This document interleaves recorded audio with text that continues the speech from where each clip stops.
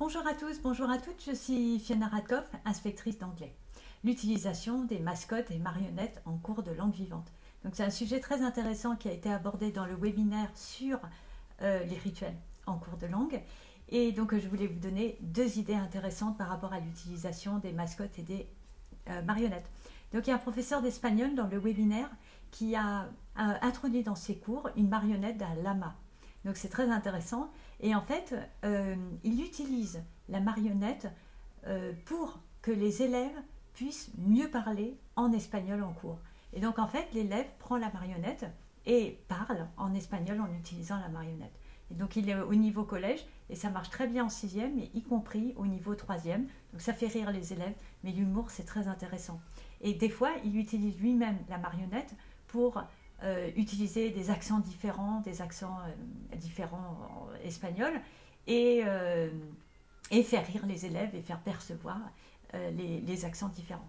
Donc ça, c'était la première idée. Et la deuxième idée que j'avais donnée dans un webinaire sur les bonnes idées, c'était l'utilisation d'une mascotte. Donc c'est une marionnette ou une petite peluche. Et dans le webinaire sur les rituels, une enseignante a partagé avec nous la mascotte qui était un corgi. Donc une allusion à la reine d'Angleterre.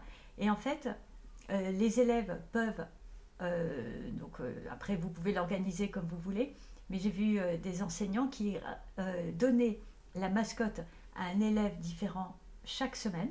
Et donc l'élève, pendant le week-end, devait prendre une photo de la mascotte, la peluche, donc ça peut être le corgi ou quelque chose d'autre, un petit Paddington par exemple, dans une situation que lui-même a vécu pendant le week-end. Donc si l'élève a été au cinéma, il met le petit Paddington ou le petit corgi sur une place de cinéma, sur un siège, et il prend la photo.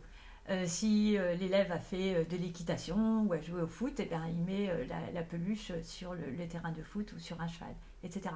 Et même en lycée, donc il y avait une enseignante qui avait partagé une photo où on voyait la mascotte qui révisait les sujets de bac. Et donc on voyait la mascotte en train de lire un livre de prépa bac. Donc c'était très drôle. Et l'intérêt, en fait, c'est après l'élève envoie à l'enseignant une photo et après l'élève peut parler de ce qu'il a fait le week-end en illustrant avec la mascotte. Donc c'est très drôle, c'est toujours très joli. Et vous pouvez créer un Padlet ou un digipad dans lequel vous mettez les photos au fur et à mesure que les élèves ramènent et présentent sur le digipad, et les élèves peuvent commenter en anglais en disant oh it's wonderful, it's so beautiful, etc.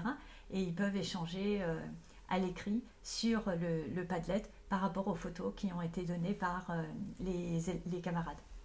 Voilà donc une vidéo un tout petit peu plus longue, mais deux idées très intéressantes autour des mascottes et des marionnettes à utiliser en cours de langue. Si vous avez d'autres idées, n'hésitez pas à les mettre dans les commentaires.